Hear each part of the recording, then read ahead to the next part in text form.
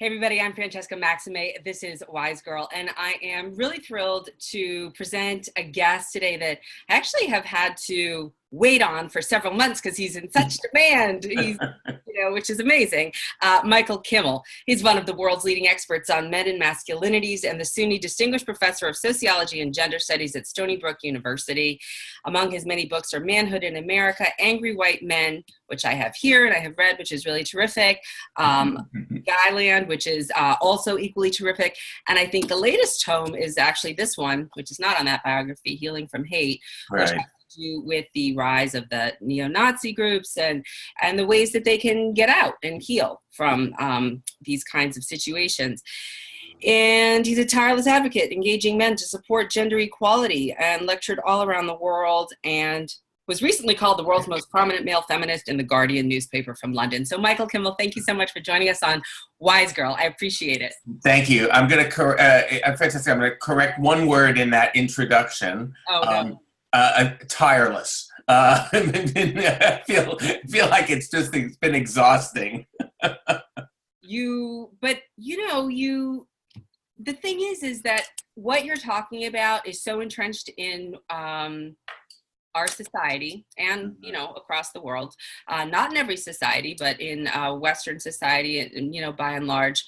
And I think that it's kind of coming to a head, right? We're sort of meeting our maker at this point. And the planet is suffering consequently. Women are suffering and men are suffering. Men are suffering. I think that's true. I have a particular niche, which is there aren't that many people whose major objective is to engage men to support gender equality. So because of this particular moment historically, because of the enormous gains that women have made, because of the Me Too moment, because of the efforts to, in many ways, erode or roll back many of the gains that women have made, my brief of trying to engage men actually has now become kind of, visible, more visible than it has been in the past. And so that's one of the reasons I think why I'm so tired. Because there's a lot of people who really are saying, "Oh my God," it's sort of like we've had this movement for gender equality, and people are going, "Oh my God, we forgot to include the men." and let me tell you, the men are aware that they haven't been included because they're sitting on the sideline getting increasingly pissed off. Absolutely. I feel like in many ways what I came away with after reading your books and just, as a journalist watching just the goings on, and as a woman in the world, who's gone through college and has witnessed the hazing and witnessed the repercussions of all of the things that you've talked about and looked at, is that men were not prepared ahead of time to say, here are some of the things you could do or you might need to do or think about when it comes to women, or when it comes to immigration, or when it comes to, they weren't prepared. And so, and I'm not saying that we can walk it back, but I'm saying now is the time, I would say, to say, okay, well then how are we going to educate and how are we going to communicate about these issues? Because as our friend Terry Real says, we're not going back in the bottle, from before. No way. So yeah, so I mean, I take it kind of as my starting point, as my kind of, sort of my point of origin, that what we know is we cannot fully empower women and girls without engaging boys and men. Period. Full stop. So the question is then, how do we engage men? How do men engage? How do they want to engage? How can we engage? How can we invite men to engage in this struggle and not think that they are rescuing women, or not think that they are, heroes, but because it's the right thing to do, and it's also because it's good for men. Because as you said at your outset, patriarchy as a system, we know the harm that patriarchy brings to women. We know the harm that patriarchy brings to children. We know the harm it brings to little boys, that pushing them into a box, that kind of constraint, the coercion, the policing. But what we often forget is just how painful, how it causes so much harm to men. And I think that that sense of isolation and desolation internally, in terms of that social pressure to fit in and to conform, it creates that culture of, as you called it, silence. You said that there were three things that were needed to sort of perpetuate this sense in Guyland: entitlement, silence, and protection. Right. Can you talk a little bit about how those work together? Sure. Let me talk about it by example. So here's a case that you're probably very familiar with, the case of Brock Turner at Stanford. Remember the Stanford swimmer? So these two Swedish graduate students are riding their bicycles, across campus at 4 a.m. on a Sunday morning, and they hear some noise by a dumpster, and they see this guy basically assaulting this woman. She's unconscious. She's on the ground next to a dumpster, and he's raping her. And they see him and they say, "Hey, stop." And they chase him across the campus. They tackle him. They hold him down, and and he's arrested for sexual assault. So here's what happens as a result. He is 20 years old, white, upper class guy, a member of the Stanford swimming team. Stanford swimming team is as good as a swimming team gets. So he's a world class athlete. I mean, when I say that, so many Olympians are on the Stanford swimming team. So, it's really a premier team. And he goes and he's arrested, and he goes to trial, and he pleads guilty to sexual assault. And the judge says, "Oh yeah, but I don't want to ruin his life. So I'm only going to sentence him to 4 months, and I'll suspend the first 2. This guy was out after 1 month in jail.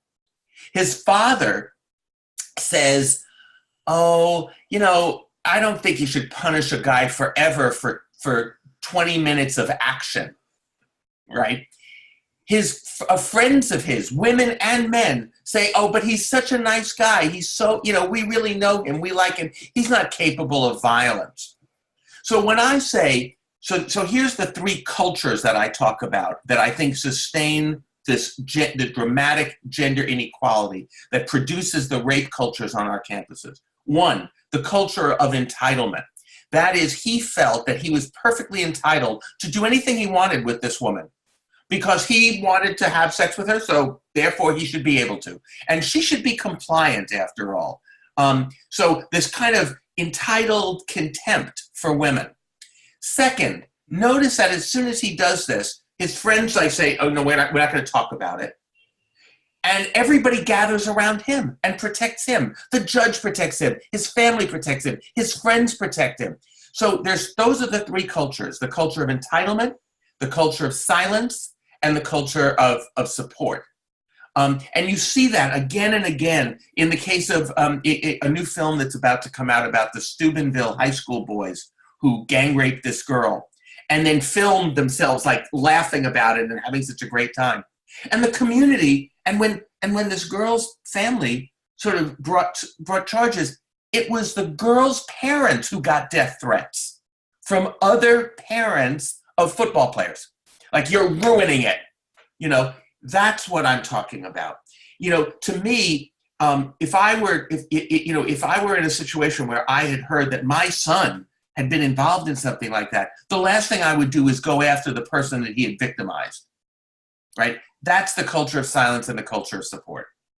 Right. And it's also, like you say, power is about a relationship, not about a possession, right? So you feel entitled to this, and that's this sort of origin of this aggrieved entitlement that you talk about, that we sort of started the conversation with, which is that I am expecting to always have as much of the pie as I want, whenever I want it, to the degree Right. that I'm full. And if I want more, I can go get it anytime, as opposed to, I ate my share, that was mine, and now that's left for you. Right. But let me say something about that. So when I talk about aggrieved entitlement in Angry White Men, what I'm talking about there is a kind of the politicization of those feelings. So, like a lot of the guys I interviewed, and as you know, in Angry White Men, I interviewed, men's rights guys and father rights guys, but at the end of the book, I interviewed, white nationalists and neo-Nazis, and they all told a very similar kind of story. And this is what aggrieved entitlement means to me. These guys said, "Look, I had this idea of what it means to be a man in America. And it means to work hard and, do your job and pay your taxes and be a good guy. And if I did that, like my father and my grandfather before me, I will be able to support a family and buy a house by myself. You shouldn't have to work. You should be able to stay home with the children. That's my responsibility. I should do that. Well, of course, that world for most middle-class men is gone. And their wives have to work, and they resent it. And their wives have to work, which makes them feel like less of a man. So when I say aggrieved entitlement, if I make this bargain, I will work hard, I'll pay my taxes, I'll be an upstanding citizen. And that entitles me to some things. And now you're telling me, it's sort of like these guys feel like they've been standing in line waiting their turn. And now there are all these other people cutting in front of them in the line. There's women, there's LGBT people, there's immigrants, there's people of color. And so they're like, wait a minute, these people are cutting in line, that's not fair. So they go to the government and they say to the government, hey, there are people cutting in front of us in line. You've got to stop them. And the government says, oh, get over it, white boy. And they say, okay, I'm voting you guys out. That's what Trump capitalized on. That feeling that these people have, that the government was not doing what these guys wanted, which is kicking these guys out. Yeah, and I know that you had also talked about in that book the fact that there were so many folks who suffered economically, farmers in rural America, in middle America, that the suicide rate had gone way up. Right. People whose lives were just devastated and ripped apart because of the economics that were no longer viable because the actual systemic structure had changed once we became more of a global economy. And so when we're looking at this at a political level, you mentioned our current president and the folks who, voted him in and out and some of the things that have been politicized in terms of aggrieved entitlement and you also mentioned, of course, this very sort of, community-oriented herd mentality, if you will, around those who have been deemed as the appointed, chosen ones, if you will, in society.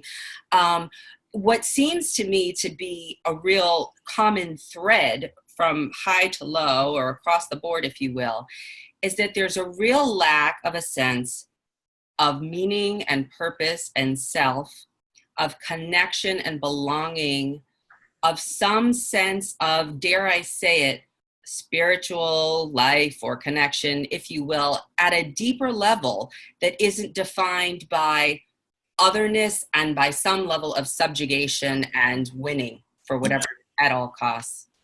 Well, I think if you do masculinity properly, you are very lonely. Because the idea that we have held up as the ideal about masculinity is autonomy, to not need anyone else, to be independent. And I think that's a recipe for a profound loneliness. And what we ask of men is to give up dependency, vulnerability, connectedness. I think we do have a kind of crisis of connection in our society because of it. I think people do, and it's particularly a masculine phenomenon.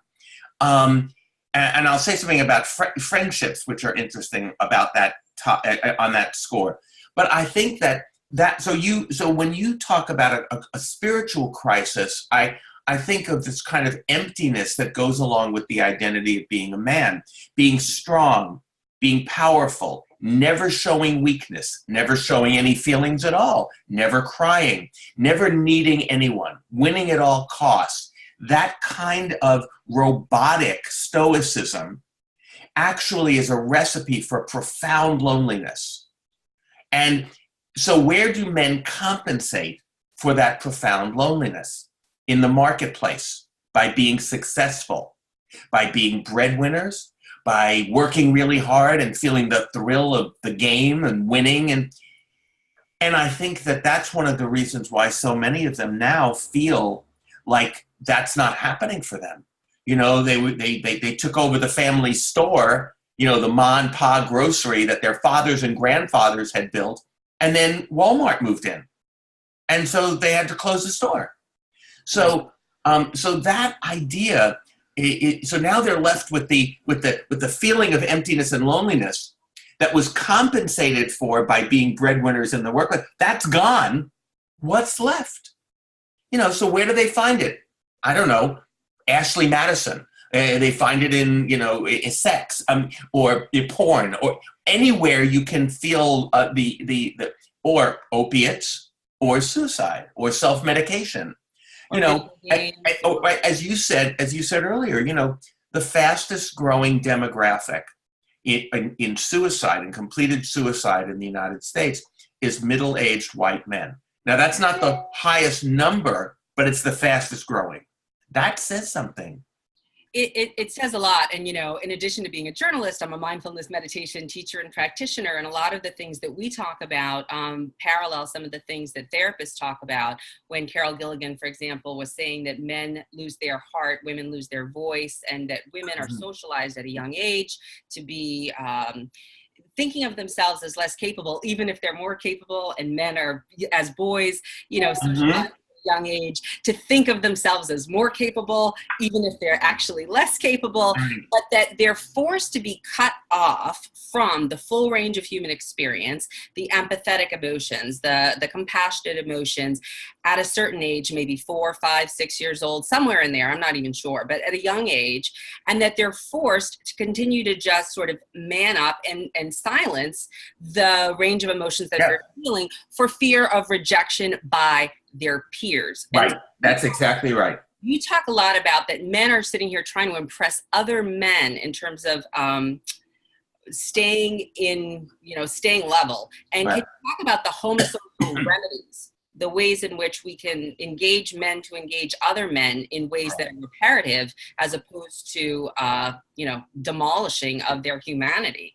Well, this is really, so there's two parts. One of which, for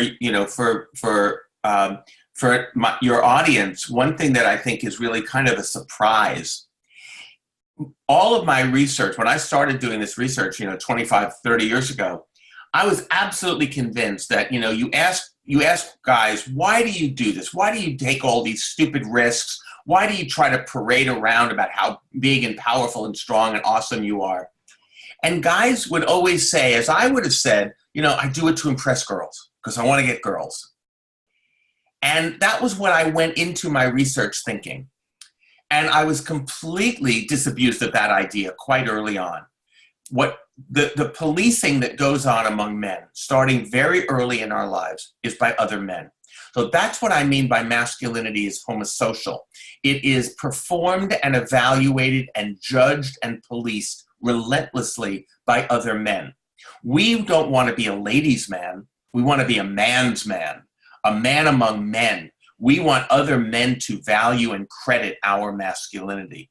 So women in this construction, women end up almost being a kind of currency among men, in the conversation among men.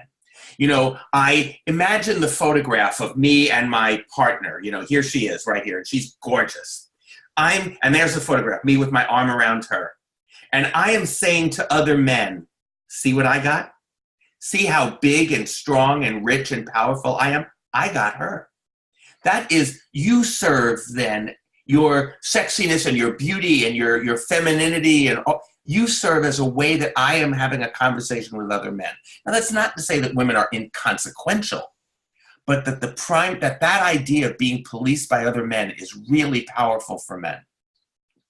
And, it's funny because that whole thing of trophy wife or whatever it is comes into play as women being objects, objectified, not valued for their own humanity. Because men, as I've become to understand it more and more, they're defining themselves as nots. They're not feminine. They're not girly. As you write in your book, they're not gay. They're not meaning that that's what they would say to each other. Or right. Absolutely. This is really crucial. Masculinity is defined by what you're not. It's what's ever left over after you have femininity, right? It's like, we're not them. We're not gay. We're not women. We're not girls. We're not children. Okay, so what's left over? And that really sort of seems to be defined as a quicksand, if you will, right? Like in mindfulness, you know, one of the things we talk about is sense pleasures will never actually be sustainable to your overall depth of well-being, because Right. they're fleeting and they're changing, and things change just like the way that the economy changed, and now we have globalization and, you know, everything changed. And so to somehow find a way to derive a sense of worth and a sense of meaning underneath that and beneath that. So for men who are still afraid that they're going to be shunned and ostracized by their male cohorts if they venture into the territory of what some of my teachers, like Jack Kornfield, would recommend that all people do, which is to expand their compassion, expand their ability to Sure. be kind to other people, to see alternate points of view, to not cling fiercely to any particular ideas about things. How would men then start to do this? Well, let me just say, let me push back a little bit on that, because I think that you're creating a kind of a dichotomy between what you call the sense pleasures part, by which I mean, I think you mean like the sort of physicality, sensual pleasures, the sensory pleasures, and something that's much deeper and much more profound than that. And I take your point. I mean, by and large, I think that's largely true. But here's what I think it leaves out. I think it leaves out those moments that can take you by surprise when you think you are engaging in a sense pleasure, so to speak, and it results in something far deeper and more profound. I'm thinking, for example, in my case, of those moments when I was in political demonstrations, when I was in the anti-war movement, when I suddenly wasn't just me marching, but I was part of a whole American youth, young people. I was part of something so much bigger. It was profoundly spiritual.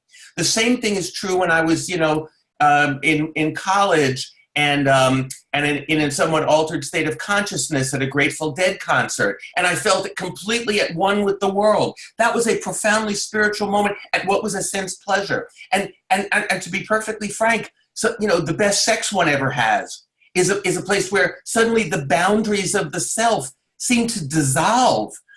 You don't remember where you start and your partner begins, and there's something where you feel like you're just sort of opened up from inside out. That's a profoundly spiritual thing. So these are sense pleasures. I don't want to denigrate them completely.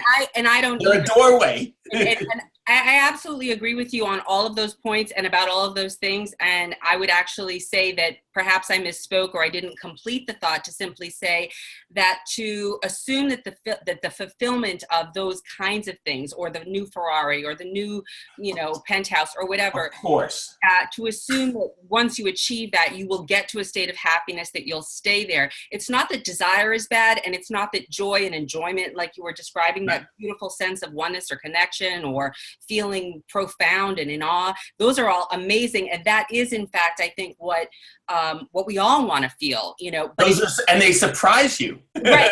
But and that's why life is spontaneous, but that it's the clinging. It's that if I don't have this, then I'm going to have to be angry, or I don't know how to regulate. I don't know how to and in fact, I would actually go one step further than that. So if you go into these kinds of sense pleasures, as you call them, with the expectation that it will be profoundly it won't be.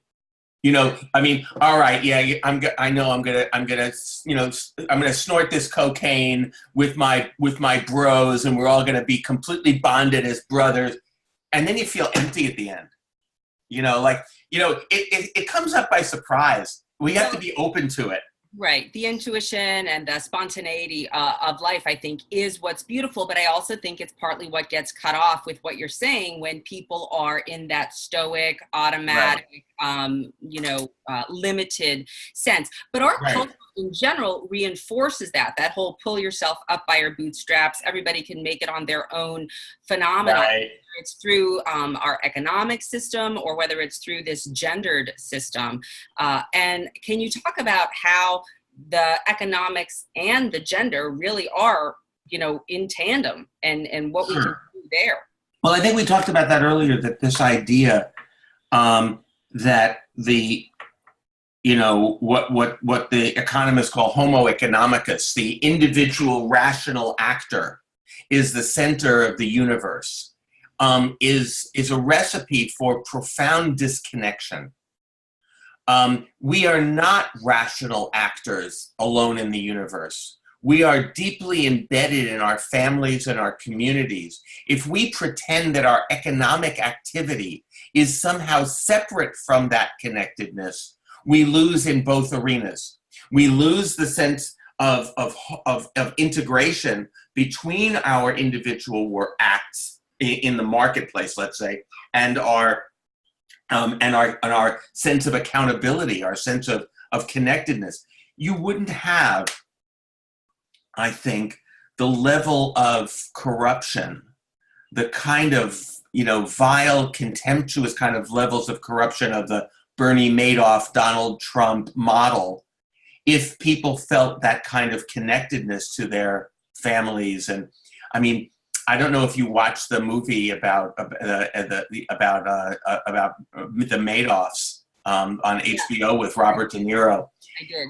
It was frustrating, but it was revealing also, because here was someone that was entirely embedded in his family, but he was completely disconnected from his economic work. In fact, he never would tell his family what he was actually doing.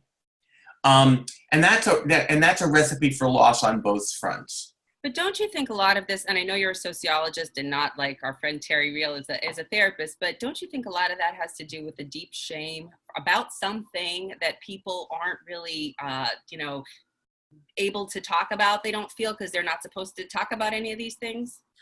I am a sociologist. I'm the adult child of psychoanalysts, so I have some little bit of background in it. But I will say, I think much of men's behavior in the public sphere is an effort to cover up some kind of deep wound or shame or humiliation that they experienced at a younger age. I think growing up male in this culture is trauma because of the way in which we have to constantly navigate violence. The violence that will be used against us, or might be used against us, or might be threatened to be used against us, is something that every boy has to come to terms with. I don't know, I've never met a guy who didn't have to come to terms with the possibility of violence as he became a man. Whether it was being shut down, whether it was being threatened, whether it was, being policed, the fear of other, women do not have a monopoly on the fear of other men.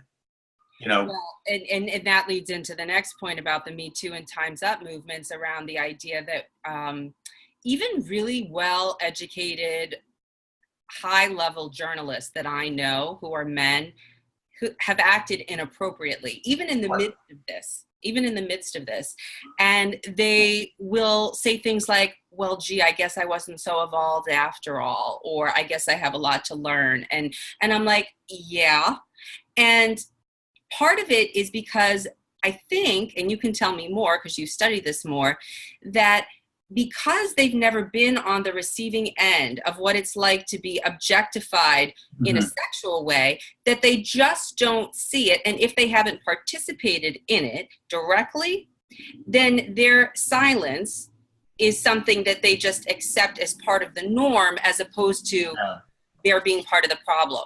Yeah, I because I haven't experienced it from that side, I have a couple of thoughts about the Me Too Time's Up moment. And I think what's happening for men is the rules are changing in real time. And I think we're kind of betwixt and between. Here's what I mean by that. The guys that you're describing remind me of myself. I grew up, my father's workplace looked very much like Don Draper's workplace. And by that I mean the men had all the offices with the windows on the outside, and the women were gathered in a kind of corral in the center, which was called the secretarial pool. And sexual access to those women was a perk of the job. Of course, it was expected. Don Draper, remember, divorced his first wife, had an affair with one of the secretaries, then married her, and then she divorced him. So this is something this is what I grew up thinking my workplace was going to look like that too.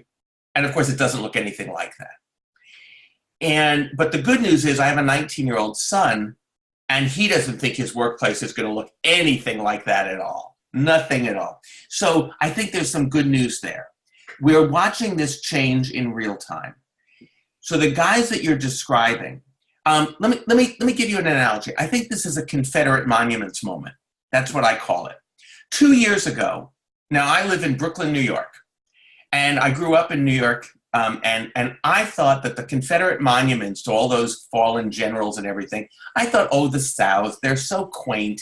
Isn't that interesting? You know, the old South, Gone with the Wind, Tara, Scarlett O'Hara. Isn't that cute? 2 years ago, I realized, oh my God, those guys were supporting slavery. It took that long. But now the blinders are off. Now we see these monuments in a completely different way. It took a really long time. The same thing is true, I think, in the Me Too moment. We thought this was normal behavior, Francesca, and now we realize this is not normal. So let me give you one example, because I think this is the variable that we're not looking at carefully in the Me Too moment is age. So there was a survey that the Economist put out about 3 months ago, and the survey asked two groups of men, 18 to 30 and 62 and over. And they asked them about some, what you might call low-level harassment, right? I'm not talking about, giving you a trump. I'm not talking about groping or grabbing or throwing, raping. I'm talking about the three things that they asked them. Is this okay in the workplace? Calling a woman sweetheart or honey, saying, you look beautiful today, or coming up behind them and giving them a neck massage. 80% of the guys under 30 said, of course that's not okay. 75% of the men over 60 said it was fine. Right. We are witnessing a generational shift in real time about how men and women are going to interact in the workplace. But a lot of men I've heard around the water cooler say, I just don't want women around. I don't know what to do. And so instead of taking responsibility to say what it is that I need to learn to do or how to be, they want to alleviate, quote unquote, the problem. Right. Well, okay. So there's two things that you mentioned, and I think both of them are important. First of all, you hear this from a lot of guys who are saying things like, well, I'm just not going to invite women to meetings, and I'm not going to go out to dinner with them, and I'm not going to invite them to parties. In fact, I'm not even going to hire any more of them. I'm going to pull a Mike Pence, right? And my response to that is, if you do that, you will be out of business in 5 years, because women are so talented, and more gender equal companies are doing so much better and outperforming the market. So the more gender equal, the higher levels of profitability. You're going to put yourself out of business. Go right ahead. But here's the other thing. You said, and I think I hear this more than any other comment in the workplace from men, I don't know what to say anymore. I mean, I don't want to offend women. I don't know what to say. I feel like I'm walking on eggshells. So here's my response to that. First, I think that's good news. When men say to you, I don't want to offend you, I don't know what to say, I think they're basically saying, I don't want to be a jerk. Okay, that's a good place to start. Let's not be jerks. Great place to start. But here's the second thing. Women have felt uncomfortable in the workplace for millennia. You have felt uncomfortable in the workplace for 2 months. Sit with it for a few months. Let's not rush to get over this so quickly. You are now feeling some discomfort about what you say, how you present yourself, and now you know how women have felt for 2,000 years. Doesn't feel good, does it? So let's now ally with women and women are changing the rules. Let's realize that change is good for us too. Yeah, I love that, and I think that it's it's what's needed. There is, of course, a lot of backlash. And so many people, especially people who are older, as you say, seem to be the ones who are the first ones to say, and women included, by the way, on this, as I'm sure you've noted, to say, oh, that's not such a big deal, or we had to put up with that, and so whatever. Sure. So, women, for a long time, in that Don Draper era, women would talk to each other quietly. You would come into the office, a new person, and I would say, oh, there's Don over there. Now he's going to come up behind you and he's going to give you a neck massage and he's going to tell you you look great. He's going to pat you on the butt. He's harmless. Don't worry about it. But if you have to get something out of the utility room, wait till he's out of the office. Women would tell each other these things, right? Well, now women are saying, that put us in a really difficult position. We had to be the ones to stop men from behaving like predators. Why don't men stop themselves from behaving like predators? And so that requires a different conversation. That requires a conversation among men. So let's have that conversation, or talk about that conversation, because for me, it seems as though, again, this gets back into the bros before hoes thing that you've talked about in terms of your, that you talk about in your books, which is more this idea that it's more important that I'm accepted by the guys in the office or seen as successful or whatever than it is that I'm treating people fairly. And I think that, a lot of this has to do with the fact that, at least in my experience, men aren't seeing certain people as human beings. That they are not seeing people of certain ethnicities, race. It could be a height prejudice. It could be a socioeconomic prejudice. It could be a gender prejudice. It could be anything. But that the idea of the judgment around who's cool and who isn't, and who's okay and who isn't, and whoever isn't in the dominant means that I can treat them like crap. Right. Well, yeah. I mean, that's we learn that masculinity is a hierarchy, and patriarchy is a system of two types of domination. It's the domination of men over women, but it's also the domination of some men by other men. And we often forget that part. I think we often forget that. So just because men have power over women doesn't mean that all men are therefore powerful. Most men don't feel powerful at all. We're told we're supposed to feel powerful, and then we don't. And so we're looking for someone to blame. And who's the easiest target for that? Women. And that's where I think the men's rights groups come in. I'm not happy. Whose fault is that? Right. And when you say men's rights, you're not talking about the pro-feminist men's movement. You're talking about the anti-feminist men's movement, the what they call the manosphere on the internet, the red pill, all of that sort of stuff. We've seen, and we've continued to see, and I want to get back to this idea of men needing to educate men about finding ways to treat people with more respect and equality, and to find that not offensive, to actually find ways of increasing their own capacity to engage there without feeling like they're forfeiting masculinity, right? That they're not going outside the of their code. Right. Well, yeah. So isn't that, that's the key, right? So my job is to say, this is not a sacrifice to men. This is not a loss for men. In fact, the men who become more gender equal in their relationships with their partners, the men who become more gender equal because they're spending more time with their children, very rarely want to go back, very rarely want to exert the sort of traditional stereotypes about masculinity. They actually like it. So my argument is, this is not a zero-sum game. If women win, men win too. And so isn't it interesting that patriarchy has always thought that this was a zero-sum game? So men win and women lose. But the other side is that when women win, so do men. And incidentally, so do children. Well, Terry Real talks about men don't fear intimacy, they fear subjugation. Mm. And I've also heard it said about race that the dominant culture, white dominant culture, fears more than anything that people of color would do to them. Well, what they've been doing. Yeah. Yeah. And that's not what anybody's asking for. Yeah. That asking for equality is not the same as asking for power over. Right. There's a woman who's a professor, and she does this exercise with students.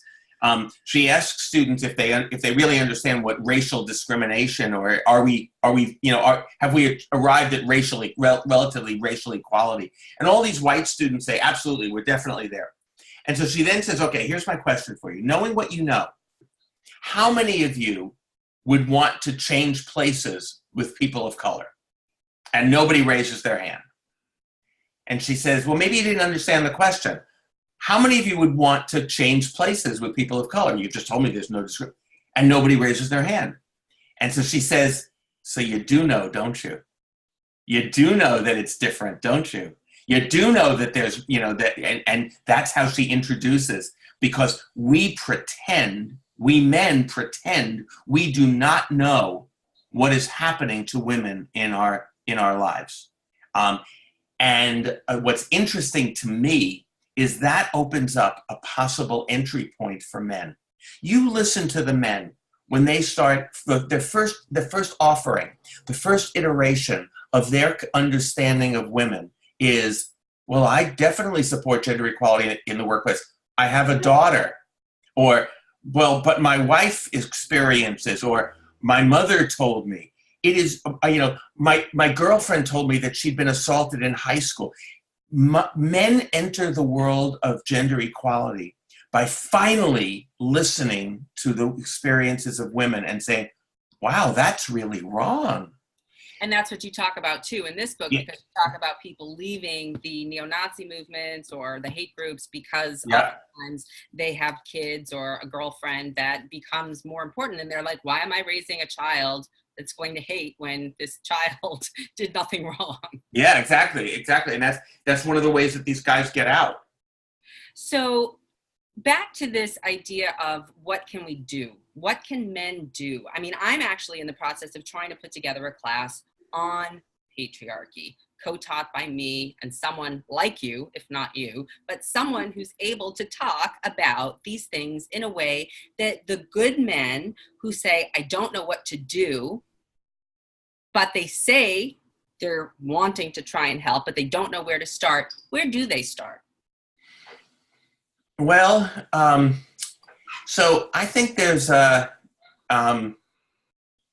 I think that there's two conversations that we need to have, and one conversation that we don't, or maybe things that we have to say. So, I think in this moment, we first of all, as Americans, we know we must listen to Oprah.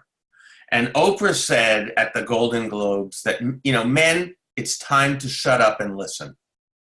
Listen to what women are saying. Listen with an open heart, with an open mind. Listen to the experiences that these women that that you care about, listen to what they've endured.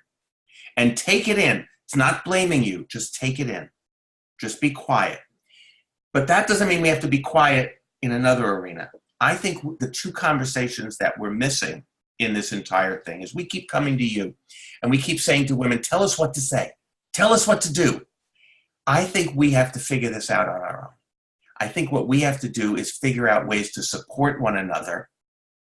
And we have to figure out ways to support one another so that we can challenge one another.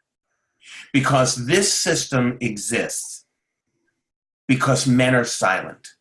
We have constructed a notion of masculinity that's all about bravery and courage and taking a risk and going for it.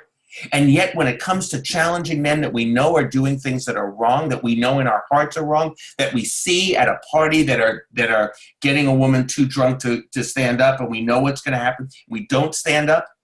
Why do we suddenly become so scared in the face of other men?